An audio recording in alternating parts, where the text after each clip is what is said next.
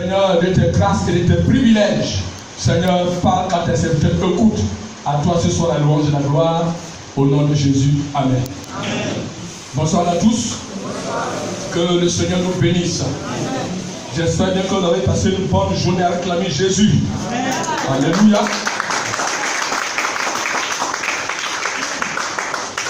Je voudrais partager un thème ce soir et au travers de ce thème, nous allons beaucoup prier. Le thème qui fera l'objet de notre réflexion ce soir, c'est la prière argumentative cas d'un personnage biblique du roi Ézéchias.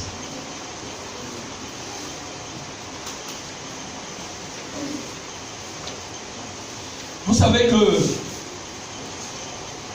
la prière est vraiment fondamentale, nécessaire, capitale. En tant que chrétien, on ne peut se passer de prière. Et la prière, c'est parler à Dieu. Prier, c'est parler à Dieu. Le moyen par excellence pour nous chrétiens de communiquer avec Dieu, c'est au travers de la vie de prière.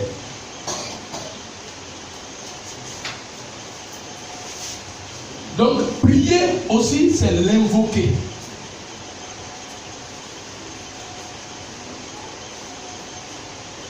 Et c'est pourquoi, au travers de cette histoire biblique qui est riche en enseignements spirituels, relative au cas de l'histoire du roi Ézéchias, nous allons tirer des leçons spirituelles pour l'appliquer à notre vie par rapport à la marche chrétienne.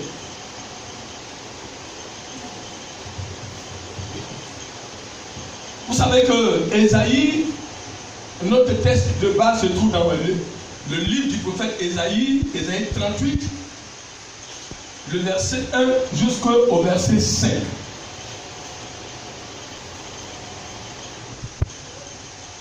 Ésaïe a été prophète.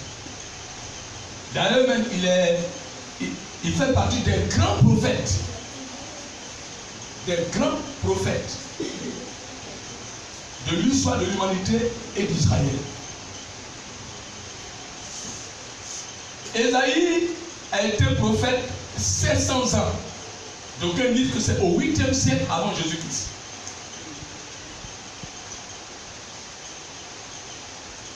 Ésaïe a exercé son ministère dans un contexte de trouble en Israël, au moment où le peuple s'était détourné de l'Éternel. Au moment où le peuple était plongé dans l'idolâtrie. Et son nom signifie Dieu sauve, Dieu libère.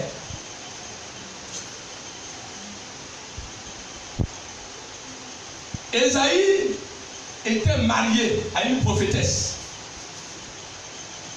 Quand vous lisez le livre du prophète Ésaïe, vous allez vous rendre compte que c'était un prophète qui était marié et qui a eu 2 enfants.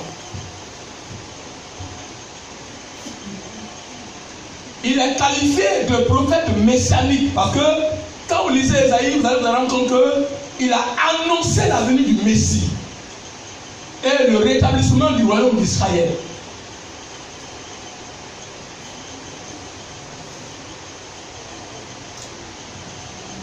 Ésaïe a exercé son ministère sous le roi Osias,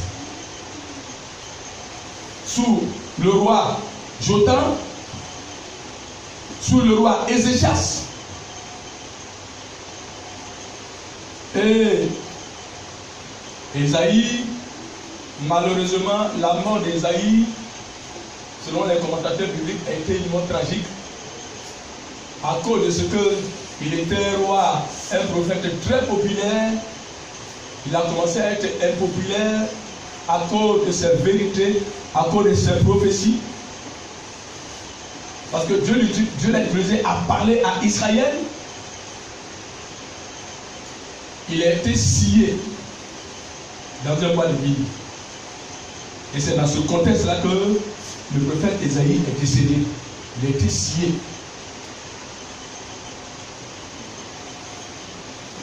Quand vous lisez lisez le livre du prophète Ésaïe, le verset clé, c'est Ésaïe 53. Le verset clé, c'est Ésaïe 53. Le texte de base, Ésaïe 38, le verset 1 à suivant. Pour ceux qui veulent approfondir les recherches par rapport à l'histoire du roi Ézéchias, le confrère du roi de l'histoire se trouve dans 2 rois 21 à 11. 2 Chroniques 32, le verset 24. Vous allez voir comment le roi Ézéchias a commencé, quels ont été ses exploits, ses réalisations, ce qu'il a apporté comme réforme, ce qu'il a réalisé, ce qu'il a fait en Israël.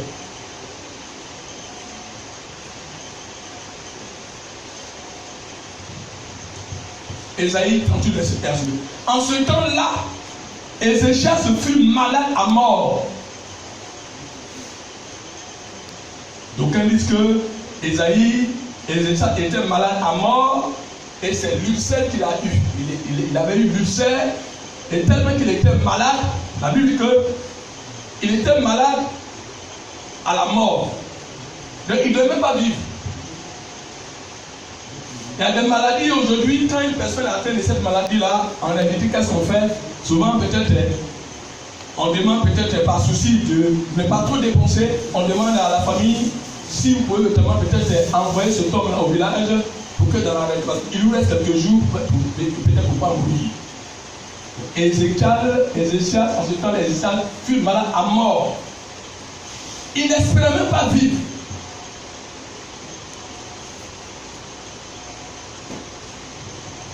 Le prophète Ésaïe, fils d'Amon, vient auprès de lui.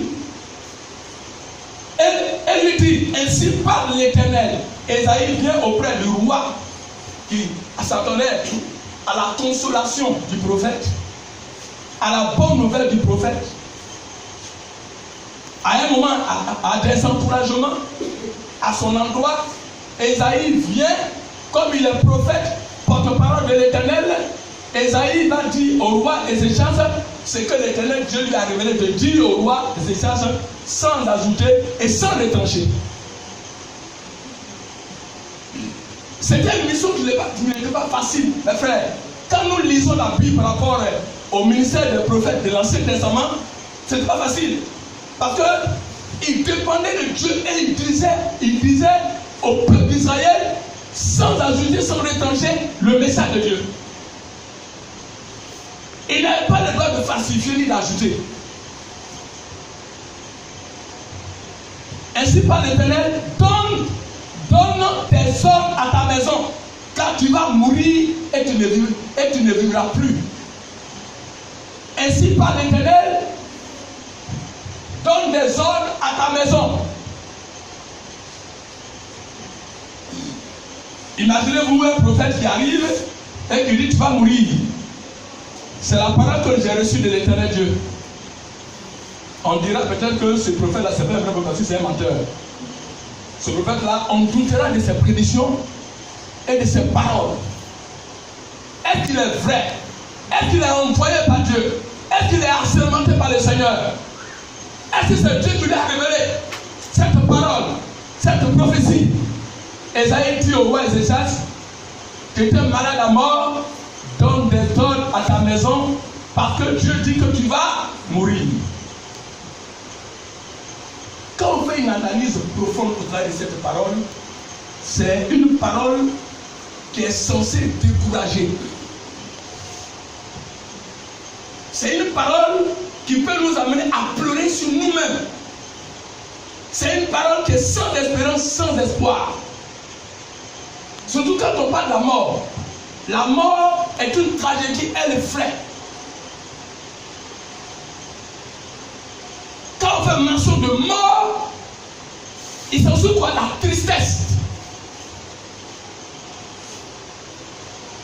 Quelle va être l'attitude du roi Ézéchias? Quelle va être son attitude? Son attitude va nous interpeller à plus d'un titre. Son attitude va nous inspirer en tant que chrétien de cette époque contemporaine. Quelle a été l'attitude du roi Ézéchias? C'est ce que j'appelais la prière argumentative. Ça veut dire quoi? L'argument c'est quoi? quand on parle de prière argumentative, c'est une prière qui convainc.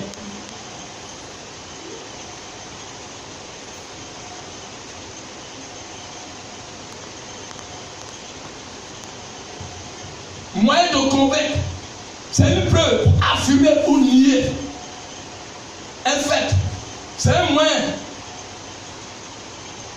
On peut nier comme affirmer. C'est un argument. Et c'est ça à utiliser cette prière argumentative. Pourquoi? Pour convaincre l'éternel Dieu. Pour convaincre son créateur. Pour convaincre Dieu. Quelle a été la teneur de cette prière argumentative? Voyons. Et c'est ça tourna son visage contre le mur et fit cette prière à l'éternel. Il n'a pas pleuré. Il n'a pas crié. Il n'a pas paniqué.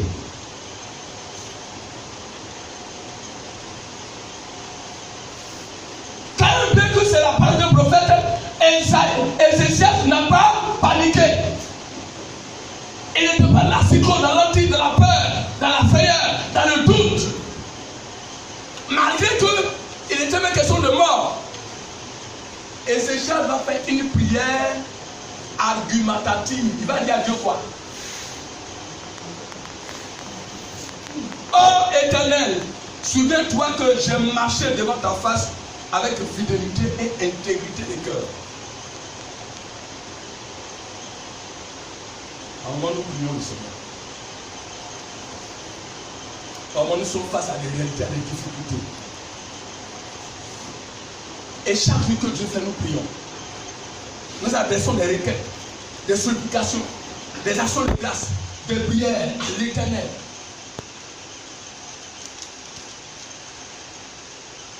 Est-ce que les prières que nous adressons, est-ce qu'on est convaincant?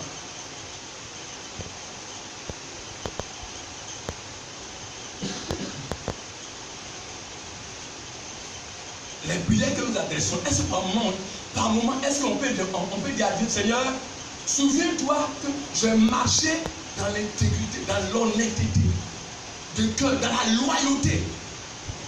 J'ai été fidèle.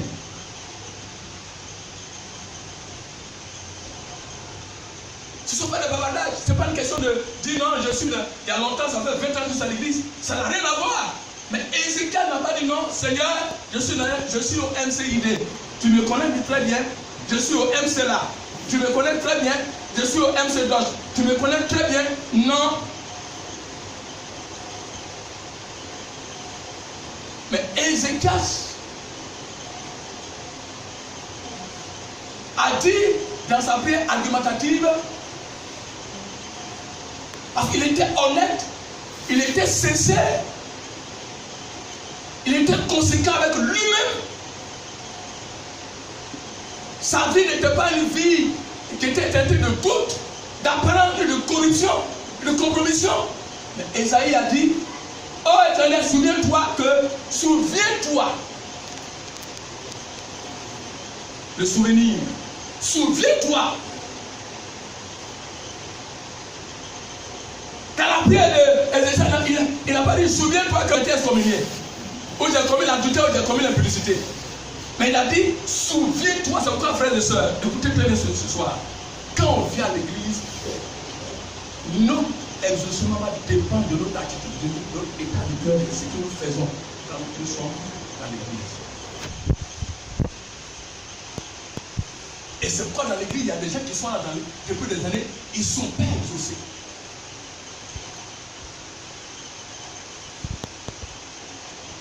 Dans l'église, il y a des gens qui sont là et ils tournent en rond parce qu'ils ne sont pas honnêtes, ils ne sont pas sincères, ils ne sont pas loyaux, ils ne sont pas intègres. Si tu es dans l'adultère ou dans l'impudicité ou dans le mensonge, dans le vol, il ne faut pas t'attendre à recevoir. Dieu, ce n'est pas un magicien. Non, Dieu là, il n'est pas magicien. Parce que la Bible dit, la prière c'est demander, et demander c'est quoi? C'est de recevoir. Mais par moment dans la prière argumentative, on doit amener Dieu à comprendre que, Seigneur, voilà ce que j'ai fait, les actes que j'ai posés, voilà mon agissement, voilà Voilà mon comportement, mon attitude, ce que j'ai fait.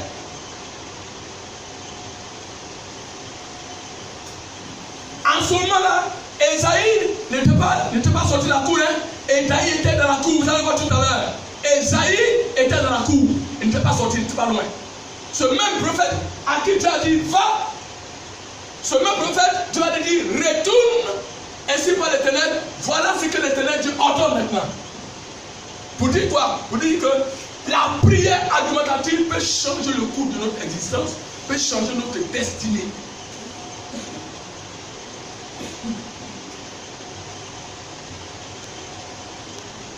Puis, oh Éternel, souviens-toi que j'ai marché devant ta face avec fidélité, intégrité de cœur, et que j'ai fait ce qui est bien à tes yeux. Quand vous lisez la Bible, vous allez voir qu'il y a eu des rois en Israël qui ont fait des choses qui sont aux yeux de Dieu.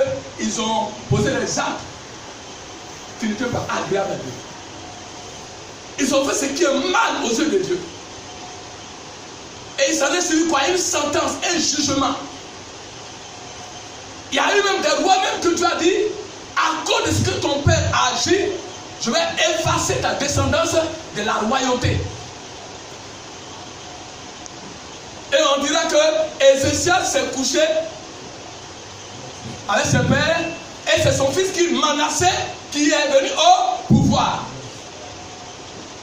Les rois qui ont bien agi, les rois qui ont bien agi, qui ont été agréables aux yeux du Seigneur, et des rois qui ont amené le peuple dans l'idolâtrie, qui se sont détournés de l'Éternel Dieu et qui sont allés adorer Baal et Astarté.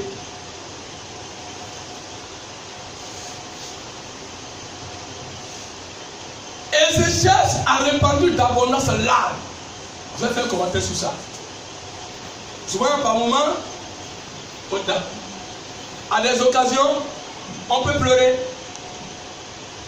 Quand on perd un parent ou un proche, on peut pleurer. On peut répandre d'abondance larmes comme Jésus a pleuré sur Jérusalem. Il y a des pleurs, il y a des pleurs. Il y a des pleurs qui disent rien à Dieu. Mais il y a des pleurs qui sont des messages et qui sont des révélations où Dieu en tient compte. Parce qu'il y a des pleurs qui sont teintés d'hypocrisie.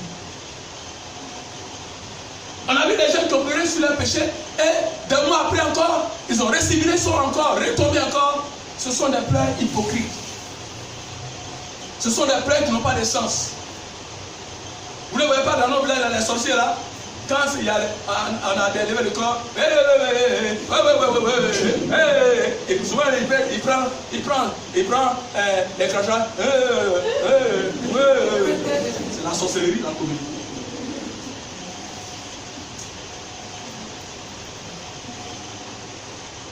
Mais la Bible dit ici que quand vous lisez la Bible, Jésus a pleuré sur Jérusalem. Les pleurs de Jésus sur Jérusalem. Et ici, on dit que le roi Ézéchias a répandu d'abondantes larmes. C'était des larmes qui venaient, qui étaient sincères et qui venaient du fond de son cœur.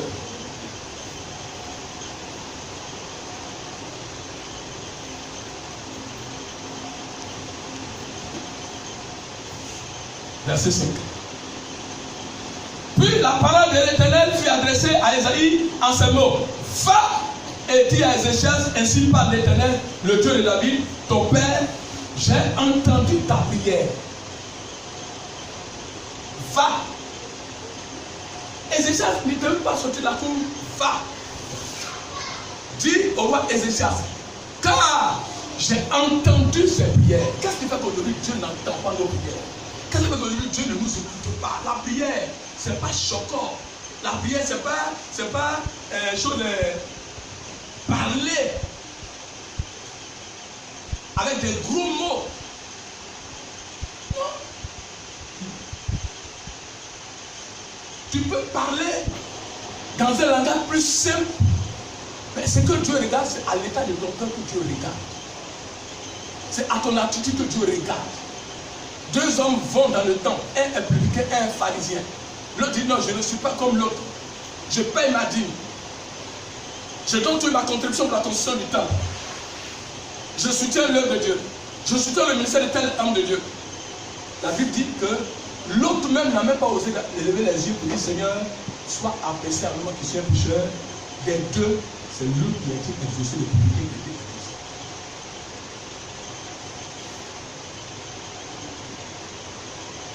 Est-ce que nos arguments touchent Dieu? Nos prières que nous avons choisies, est-ce que ça touche Dieu? Est-ce que ça convainc Dieu? La réalité de la vie chrétienne, c'est qu'on soit convaincant, qu'on arrive à convaincre Dieu. Est-ce que de par les actes que nous posons là, de par notre attitude, de par notre vie, est-ce qu'on peut convaincre Dieu? Comme je le disais le dimanche passé, qu'un ange est venu attester à l'endroit de connaître les sentinelles romains que tes aumônes et tes prières ont été entendues, sont montées. Parce qu'il y a des prières qui ne montent pas vers le trône de grâce. Il y a des prières que Dieu n'agrée pas. Il y a des prières pour lesquelles Dieu détourne son oreille parce que ce sont des prières qui sont pleines de quoi? D'abomination. La Bible dit que quand nous levons les mains, nos mains sont pleines de crimes et de sang. Qui pourra monter à la montagne de l'Éternel? Qui pourra? Qui pourra? Pourquoi aujourd'hui l'exaucement se fait rare dans le milieu évangélique, dans le milieu du christianisme, dans le milieu de la chrétienté? Pourquoi? Pourquoi Dieu est là à nous exaucer? L'exaucement de nos prières ne sont pas fonction de la durée de notre vie à l'église, de notre ancienneté, de notre responsabilité.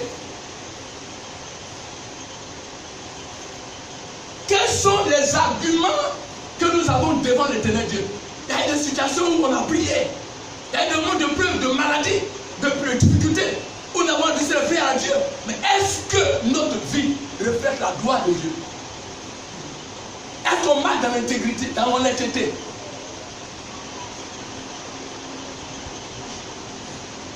Quand même bien que Ézéchias était malade à mort, le prophète est allé dire à Ézéchias qu'il va mourir. Dieu donne des ordres, tu vas mourir. Ézéchias il va avoir une attitude qui va amener Dieu à ajouter comme on a dit 15 années, 15 coudées. Il dit va et dit à Ézéchias que j'ajoute sur sa vie 15 années.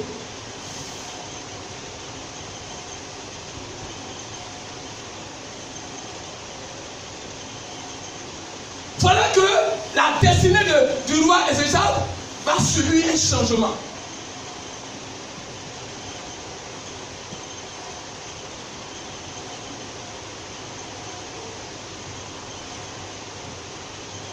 L'enjeu c'est quoi? Par rapport à la prière argumentative, l'enjeu, Dieu ne se laisse pas dans la sensation. Dieu n'est pas dans les sentiments, dans la sensation. Aujourd'hui, dans le milieu évangélique, quelqu'un a dit qu'il y a trop de stimulus, il y a trop de stimulus émotifs et émotionnels dans notre milieu aujourd'hui. En quoi? Dieu là, il n'est pas dans la sensation.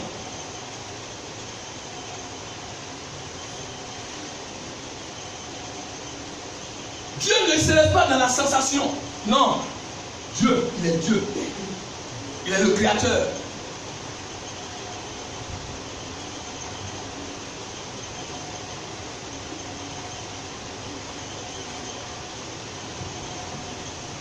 Notre défi, est-ce qu'on est convaincant? Est-ce qu'on convainc pour qu'on convainc?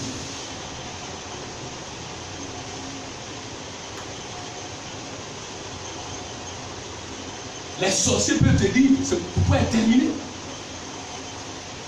Dieu n'a pas envoyé un homme de Dieu pour dire que c'est fini pour toi. Mais est-ce que ton attitude peut amener Dieu à changer de décision?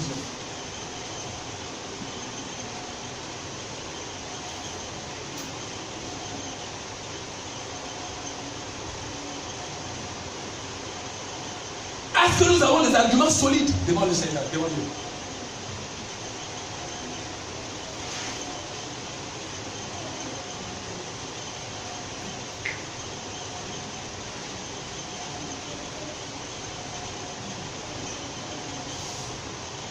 Regardez Moïse qui est en train de discuter avec Dieu. Ce grand homme de Dieu qui est en train de discuter avec le Créateur, il dit, mais c'est pas possible Dieu. Parce que Dieu a pris la résolution de détruire les Israélites. Mais Moïse a dit à Dieu, mais quand les Égyptiens vont apprendre cela, qu'est-ce qu'ils diront?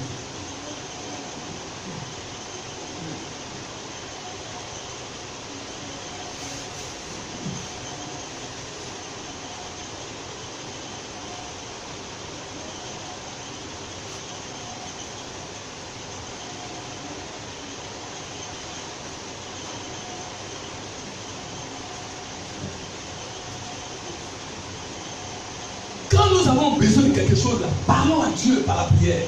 Quand on a besoin, on ne fait pas s'arrêter, parlons à Dieu. Ne paniquons pas.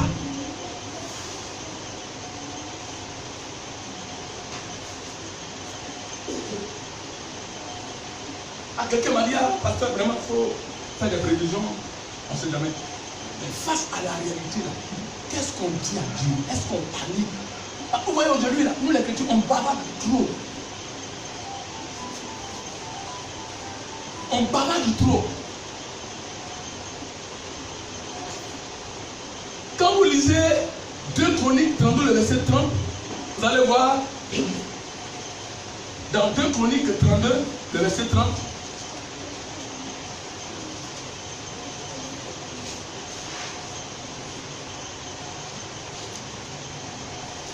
la Bible dit quoi?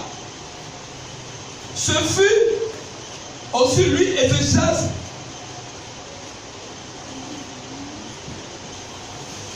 On peut lire même à partir même du verset 27, 2 Chroniques 32, à partir du verset 27. Ézéchias eut beaucoup de richesses et de gloire. Il se fit des trésors d'argent, d'or, de pierres précieuses, d'aromates, de boucliers et de tous les objets qu'on peut désirer. Des magasins pour les produits en blé, en mou et en huile, des crèches pour toute espèce de bétail et des étables pour les troupeaux. Il se bâtit des villes et il eut en abondance des troupeaux de menus et de gros bétail, car Dieu lui avait donné des biens considérables. Verset 30. Ce fut aussi lui, Ézéchias, qui boucha l'issue supérieure des eaux de Guignon et les conduisit en bas vers l'Occident, la cité de David. Ézéchias réussit dans toutes ses entreprises. Et au verset 33, Ézéchias se coucha avec ses pères et on l'enterra dans le lieu le plus élevé des sépulcres des fils de David. Tout Juda et les habitants de Jérusalem lui rendit honneur à sa mort et Manassé son fils régna à sa place. 2 Chroniques 32, le verset 27 jusqu'au verset 33. Pour vous montrer les actions que ce roi-là a posées quand il a dit à Dieu qu'il a marché dans l'intégrité, ce n'était pas faux. Ce n'était pas une manière pour blaguer. Il y a une prière, il y a des gens qui prient là, et puis Dieu là, il n'est pas d'abord pour le blaguer. Non, Dieu, vraiment, si tu me donnes vraiment du travail, le premier salaire que je vais gagner, je vais vraiment t'offrir ce salaire. Et puis sa femme a dit non, tais-toi. Et puis il dit à sa femme, je le blague. Tu penses que tu peux blaguer Dieu? Quand tu le ris, mais pendant tes prières là, tu blagues Dieu. Tu ris. On a besoin de rire, mais dans la réalité, nos prières là, on blague Dieu. C'est pas sincère, c'est pas honnête.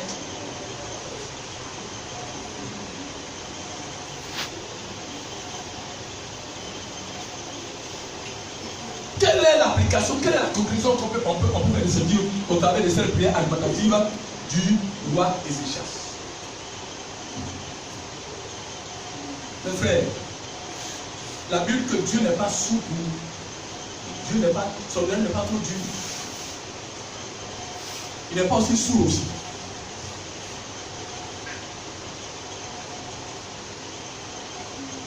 Face à l'épreuve, à la réalité, même à la mort, quelle doit être notre attitude par rapport à la prière alimentative? Ayons l'attitude du roi Ézéchias qui n'a pas paniqué, qui a été sincère, qui a fait une prière, qui a convaincu l'éternel Dieu. Parce que ce qu'il a dit à Dieu là, c'est vrai, c'est vérifiable, c'est convaincant. Parce que prier, c'est recevoir. C'est s'attendre à être exaucé. Mais l'exaucement va dépendre de l'état de notre cœur. Quel est l'état de notre cœur du moment quand on prie? Par rapport à notre relation avec le Seigneur. Quel est l'état de notre cœur du moment par rapport à la prière? On ne peut pas dire comme ça qu'on est enfant de Dieu, on prie sans qu'on ne soit exaucé. Le désir de tous, c'est que chacun de nous reçoive un retour favorable par rapport à ses prières. Quelle doit être notre attitude dans cette prière argumentative? Mes frères, les hommes regardent à l'apparence,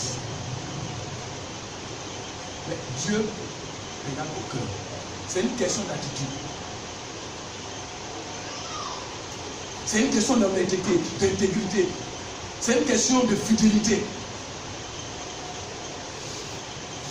Par moi aussi, par moi, il faut dire à Dieu, Seigneur, regarde les fondations des actes que j'ai posées dans l'église, que j'ai fait.